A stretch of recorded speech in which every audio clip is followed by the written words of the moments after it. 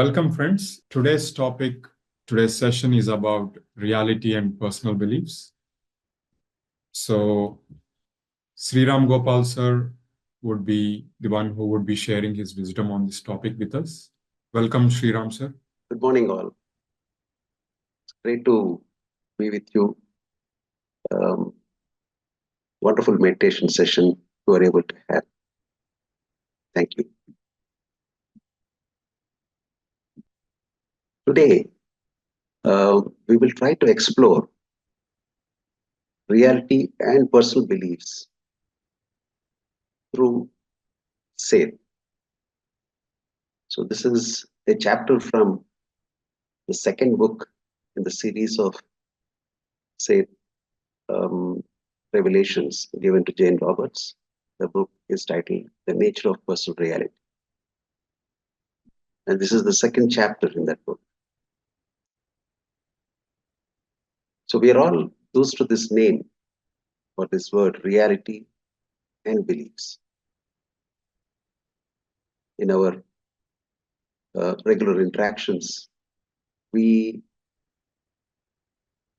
can, as a meditator, understand what reality is and what beliefs are.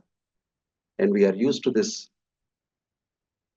statement that we create our reality. So this chapter actually makes us understand a little more deeper in what actually the reality and personal beliefs are and how they emanate from us and form the experience and the world around us. So the next half an hour, I'll try to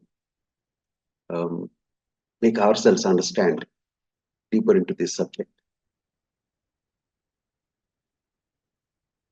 Friends, we form the fabric of our experience through our beliefs and expectations. Please highlight this. We form the fabric of our experience through our own beliefs and expectations. These personal ideas about ourselves and the nature of reality will affect our thoughts and emotions. We take our beliefs about reality as truth, and often we do not question them. They seem very self-explanatory to us. They appear in our mind as statements, far too obvious for us to examine, because we have accepted. Therefore, while these are accepted without question, very often they are not recognized as beliefs about our own reality, but are instead considered as characteristics of our reality. They become invisible assumptions, but they nevertheless color and form our physical experience. For example, some people do not question their religious beliefs, but accept them as fact. Others find it comparatively easy to recognize such inner assumptions when they appear in religious context, but are otherwise quite blind to them in other areas.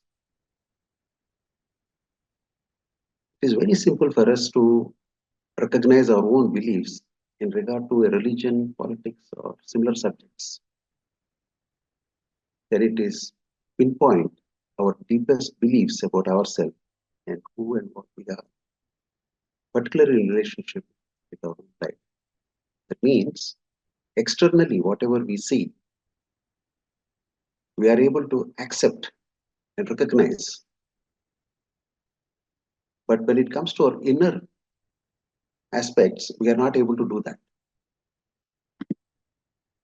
Many of us are completely blind to our own beliefs about any particular experience or event or situations, or what we call as the nature of reality. What is the actual reality that we see outside, and what the beliefs that has emanated from our inner to experience that reality, that particular connect, we are completely blind. See, our own conscious thoughts will give excellent clues about this. But often we find ourselves refusing to accept these thoughts that come to our mind because they conflict with our usually accepted ideas or beliefs. So we do not accept. We That becomes a kind of conflict because inner says something, but outer we see something else. We are not able to connect these beliefs to that experience. And then what we notice is there is a conflict.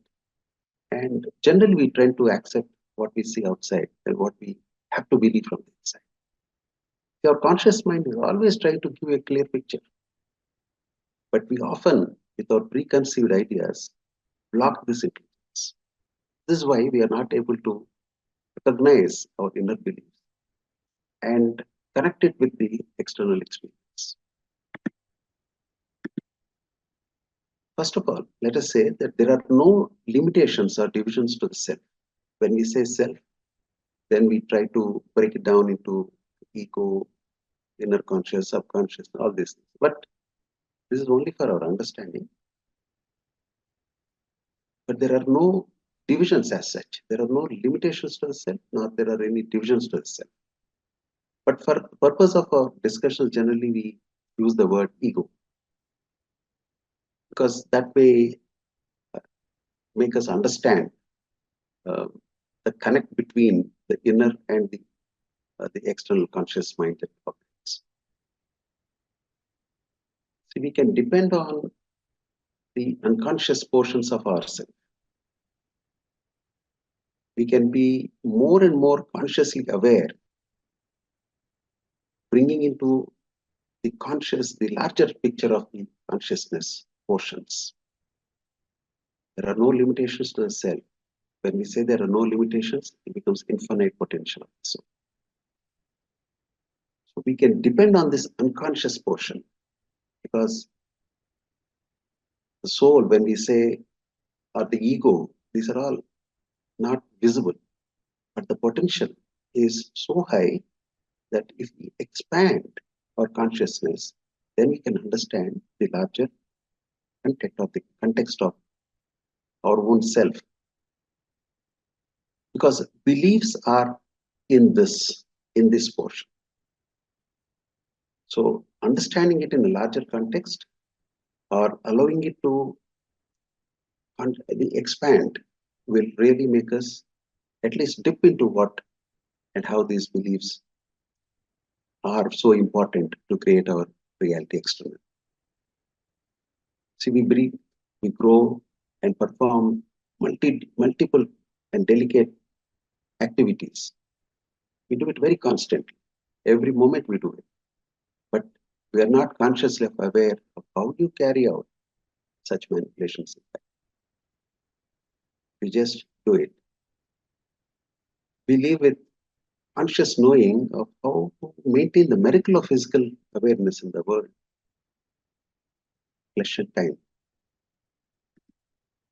The seemingly unconscious portions of ourself, they draw atoms, molecules from the air to form our image.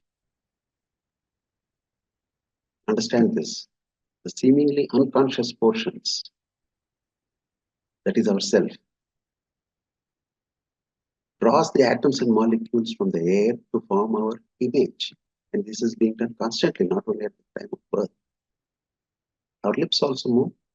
Our tongue also speaks our name.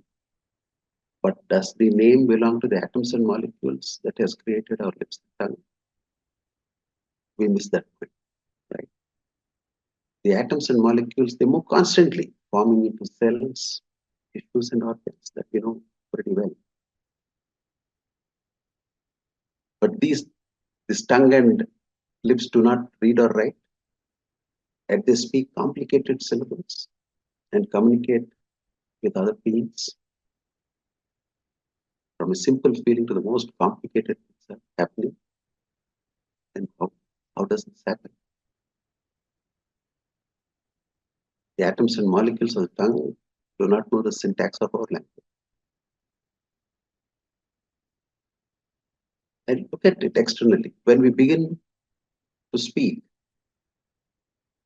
we will not have even a slightest conscious idea of how we will end.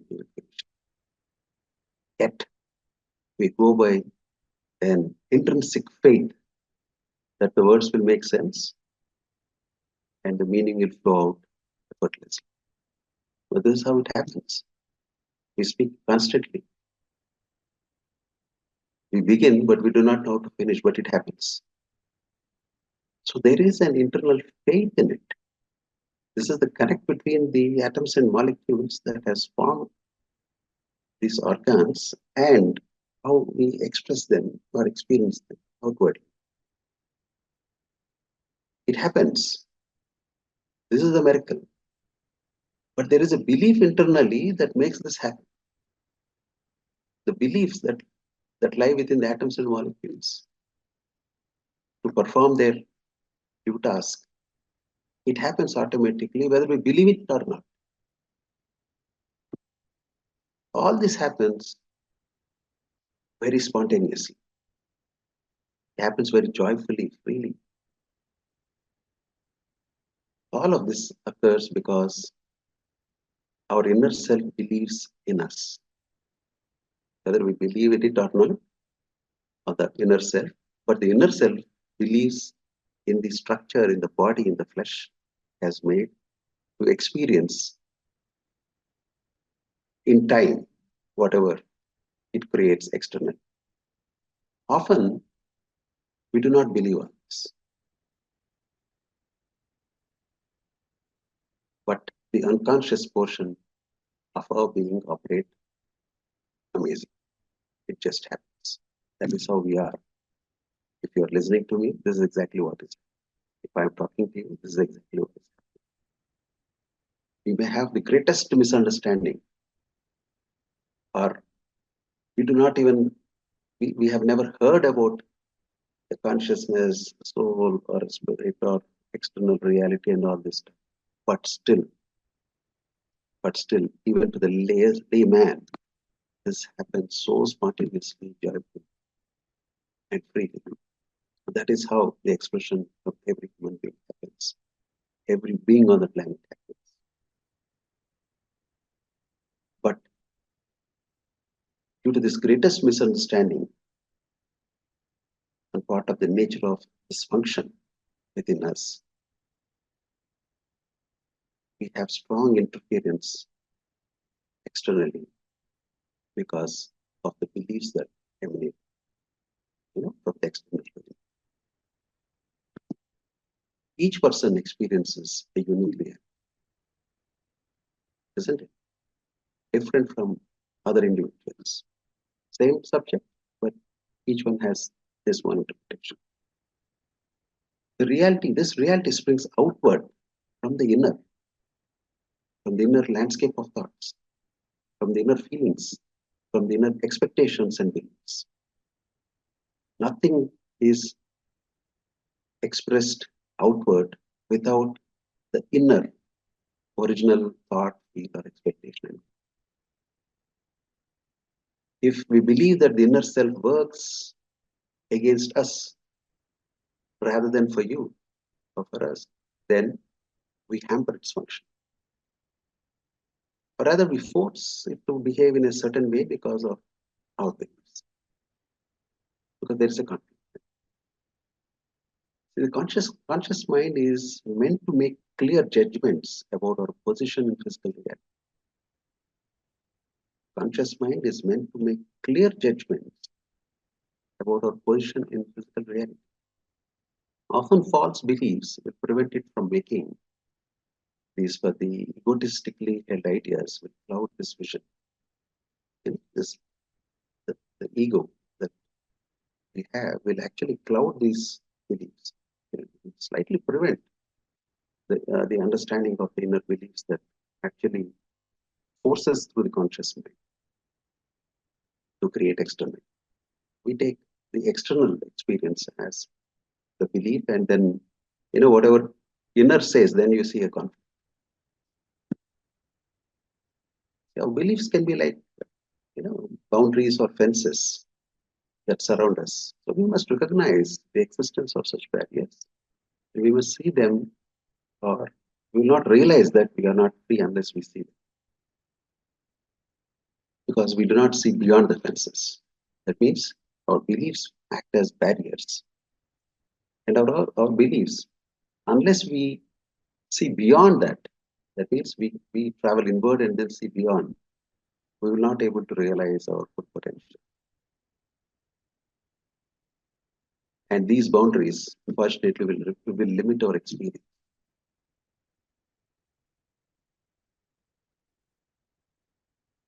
Now, there are many beliefs that are self-limiting. We all know that. That is what we call as negative. So whatever we do not like, we call it as a negative, right? Whatever the society doesn't like, the society says that it is a negative. All these are limiting beliefs. So how much can one unlimit this belief? Is only when we understand that the self is not limited, that there are no boundaries or separations of the self. That means we realize the true potential of the soul or the self. And we also realize that we make our own reality. And the reality comes from our thoughts, feelings, expectations, and beliefs. So this is the only formula, this is the only magical formula which actually creates our outward experience. So to understand ourselves and what we are, we can learn to experience ourselves directly apart from our beliefs about ourselves. And this is possible only through meditation. We can understand ourselves, what we are. We can learn to experience ourselves directly without involvement of our existing beliefs about us. And this is possible only through meditation because we cut off all the beliefs. We try to travel inward. And then the larger landscape slowly, gradually opens up.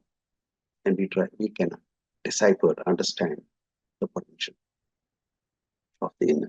And then we can relate this to the external. And this is not a difficult thing. This is exactly what this group has done about half an hour back, simple meditation, where we understand the existence of the self. Meditation is to try to understand the existence of the self, to recognize that. So our knowledge of this existence will help us to recognize the deep rhythms within us. Each individual, each of us, we will be able to sense these tones in our own way, in his or her own way. These are called the feelings, which exist. So the moment we close our eyes, then we see so many feelings, so many thoughts. Thoughts come in, and then we go deeper in the thoughts. Then we have those feelings. So these are the feeling tones. And gradually, as we, do that sadhana, the meditation, close our eyes, then you directly hit the feeling tone. The feeling tone comes out of the inner. That's what Seth was trying. We must feel these deep rhythms going out in all directions. They do it whether we recognize this or not, whether we believe it or not. We continuously, 24 hours, all our life, this physical body in flesh and time, they electromagnetically radiate to our physical being, these deep rhythms. And they form the environment that also forms our physical. It's just not the external event or incident of what we see, but what we see in ourselves, see ourselves in the mirror. The physical image also gets transformed only through these deep belief patterns, these feeling tones, thoughts that keep emanating constantly into the, electromagnetic which we radiate from our physical being. All this makes the reality that we see, and also our own image. Self is not limited.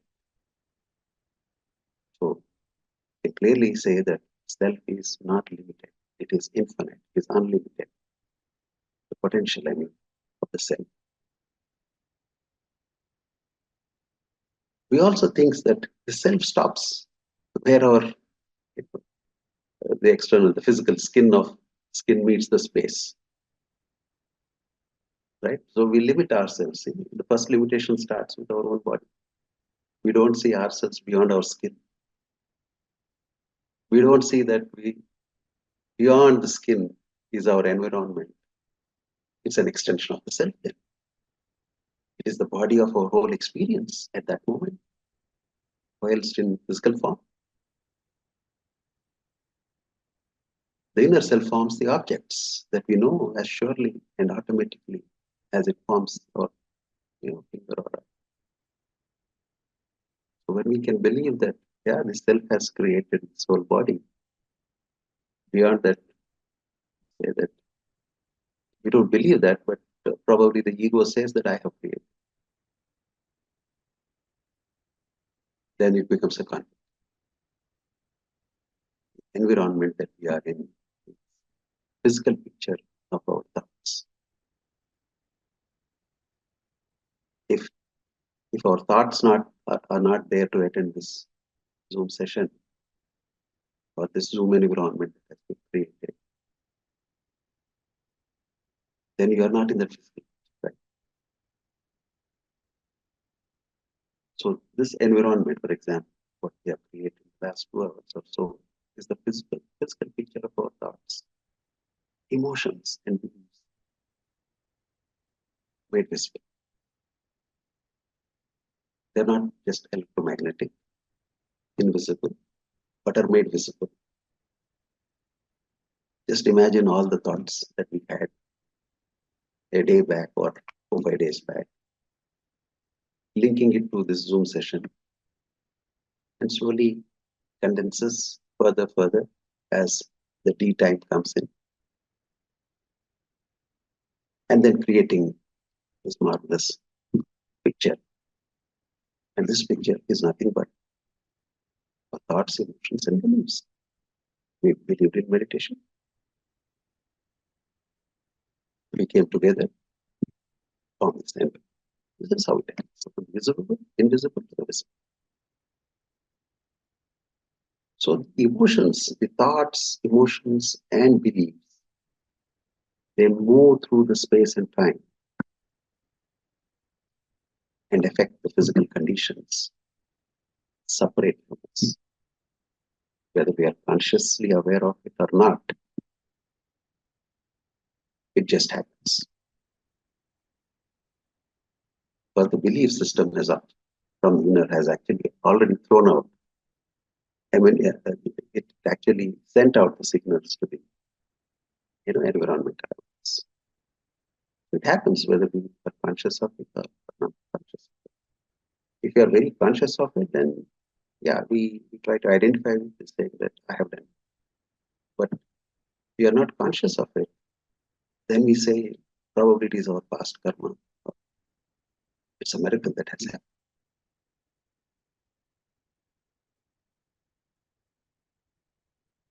We perceive this body as a physical, physical thing as a solid structure. Just like we perceive all physical matter. But as we explore deeper, it becomes more obvious that within this object, the energy that is there actually takes the specific shape. You go deeper into understanding the object, understanding the event, then we can understand the energy that it takes to actually, create that reality. Similarly, in our own physical structure, this kind of an energy itself creates the organ cells, small, all such things. And these are, to start with, less physical. a very small structure like an electron. It's a physical, but it's less physical, invisible, but slowly it just transforms into an organ and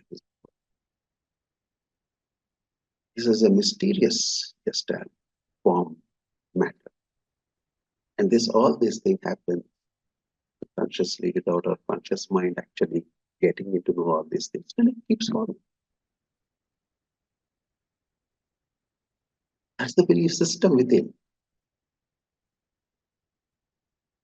There's a constant commotion of activity from the atoms that have formed our body.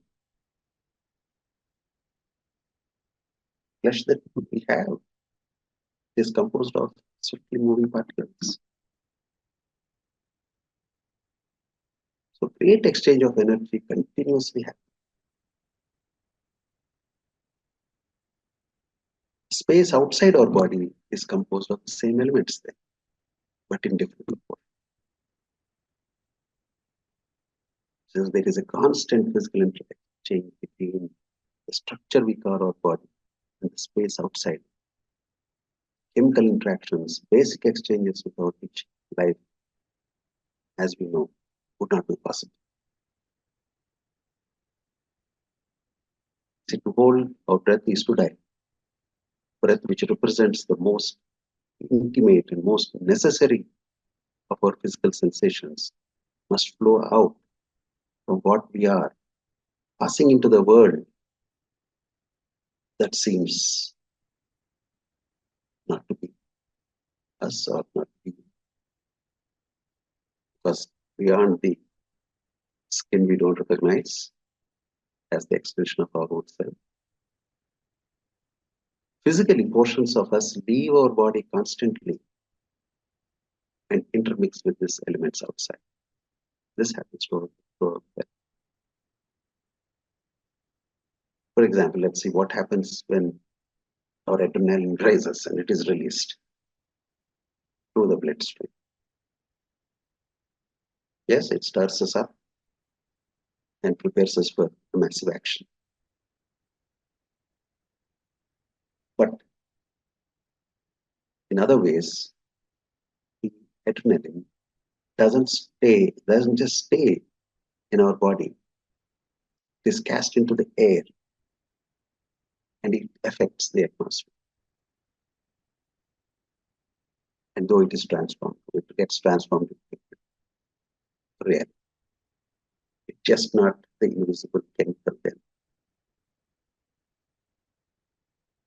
It radiates out, and then what we see is there is a different creation, the transformed.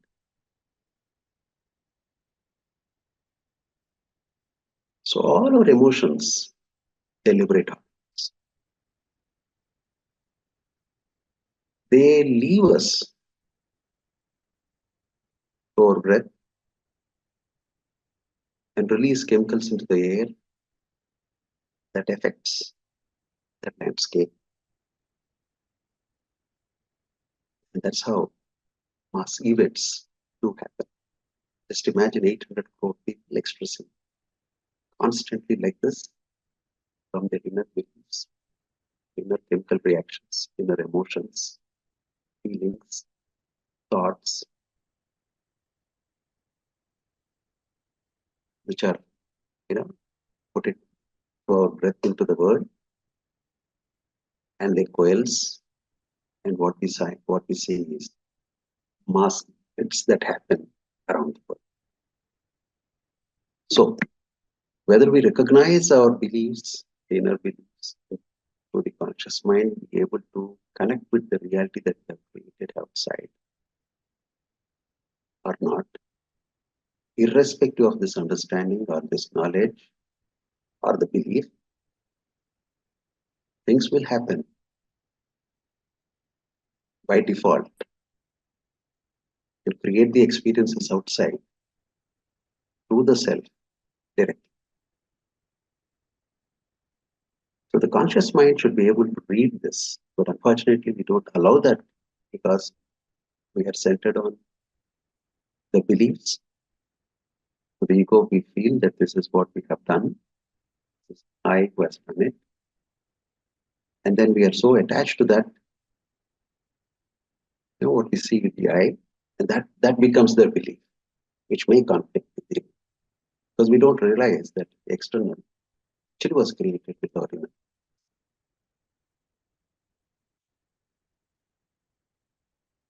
So we are a physical existence.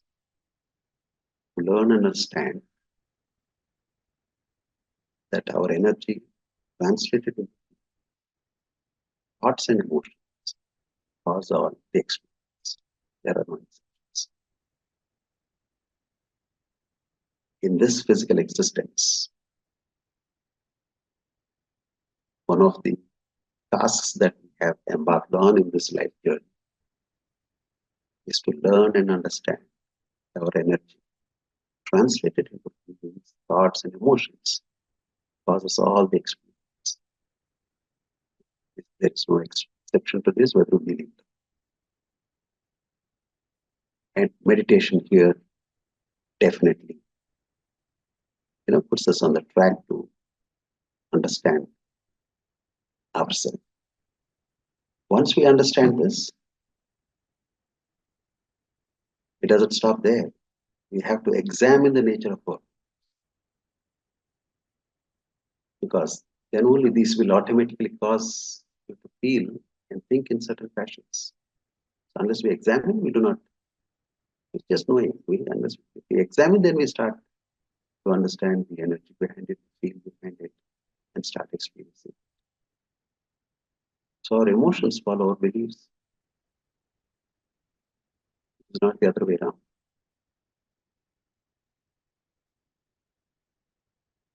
So we should be able to recognize our own beliefs in several areas, because there are multiple areas where we focus every day. But we should be able to recognize these as the beliefs, examine them with our inner feelings. So then we can, truly reflect upon those beliefs and create the world in the way, not how we do it now, but more responsibly.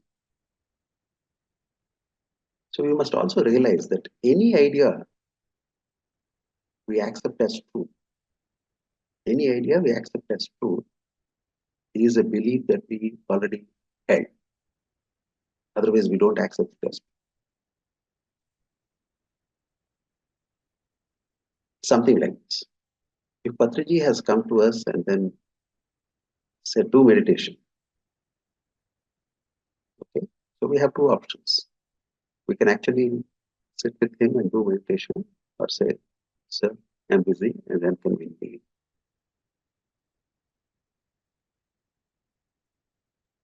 But because we already understand that this meditation is something unique, we already held that belief much before Patriji has actually come into our life. And when he actually came into our life, we were able to accept. Yes, in similar way, there are many people who don't accept, because it's not that Patriji has touched upon 100 people or 100 turned meditators, isn't it? Only those who held that belief already, or innately, they already had that belief, and when Patriji knocked on us, we are able to connect the belief with, actually happening that work. Then it becomes a truth. And when the truth is there, when the conscious mind feels it as the truth, you must understand that the belief it's already there and it is held. You must then take the next step and say, it is not necessarily true, even though I believe. This is how we examine. Because we must examine the experiences, or we must examine these beliefs to understand them more deeply, to understand the energies behind. So it is not necessary for us to accept it as it is, but unless we take the next step to examine and start believing it wholly, then we would say this is the truth. And from the truth, our creation of reality will be absolutely, it will be very controlled. It will be how you expect it to be. That's exactly how you create your reality when you responsibly, when you create more responsibly the reality that you wanted to create. Only when you can fix this with your belief and when it becomes the truth. So the true understanding, your true understanding of the belief creates a more responsible reality or the reality that you actually want.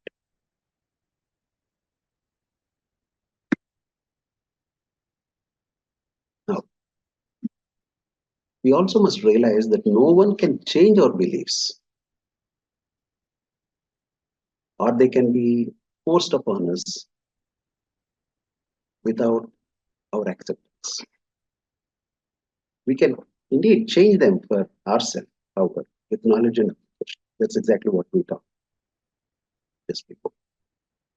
Knowing and examining, yeah, we can change the belief. Somebody telling us, yes, you can change the belief, but until you accept what the other person says, this may not.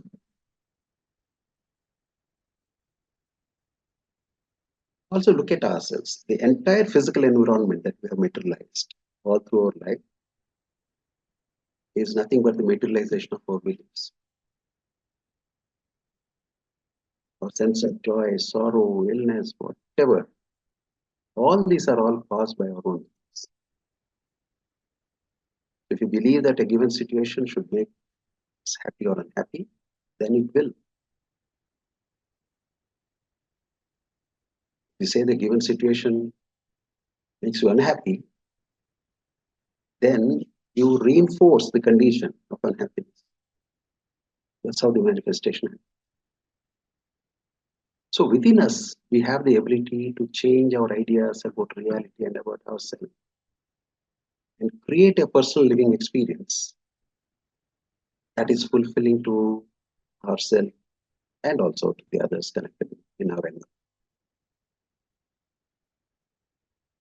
So understand this important thing that when we realize the belief and when we examine the belief and take it into our experience and make it as the truth to which your conscious mind, the ego, and the inner can sink,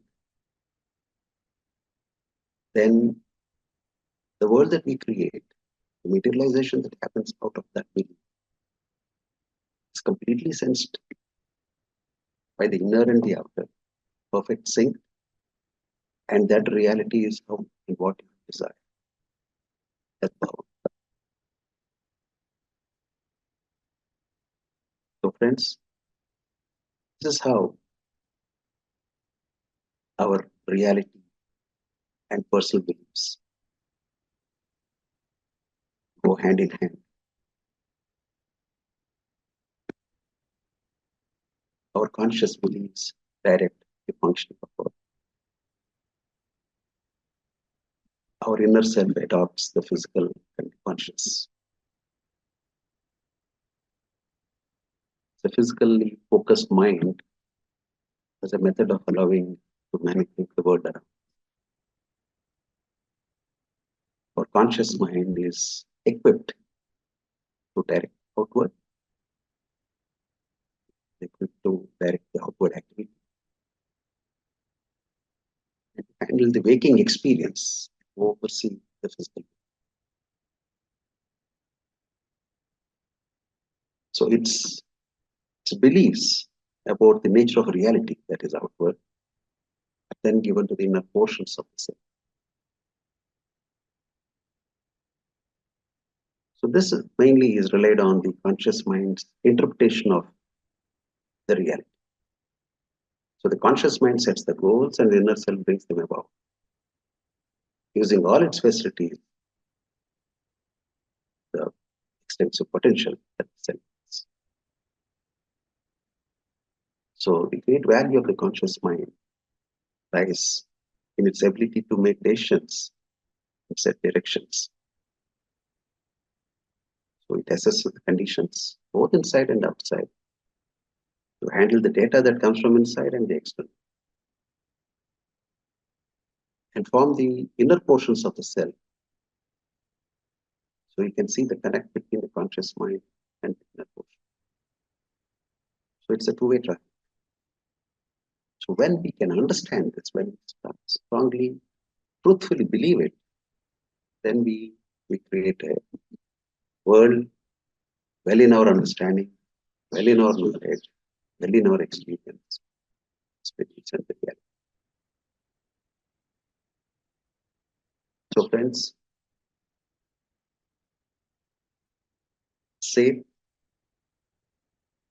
each chapter in these 10 safe books that are culminating into roughly about 200 plus chapters like this, chapters of understanding, chapters of deeper knowledge into the deep mechanics of how beyond, or rather we say inwardly beyond, the nature of the soul, potential of the soul, potential energies, which actually make what we call the nature of personal reality. Because this personal reality that the individual is, how he actually plays his part in the world, create this magnificent experience on this planet. For everyone, not just the individual, but all the beings. This is a very intricate subject. And the deeper we go into these subjects, then we understand much better as these understandings, create the kind of experiences that happen with understanding. Then normally, we try to elevate or expand our conscious understanding about this particular thing, or the entire system itself. And this is exactly where meditation plays a very key role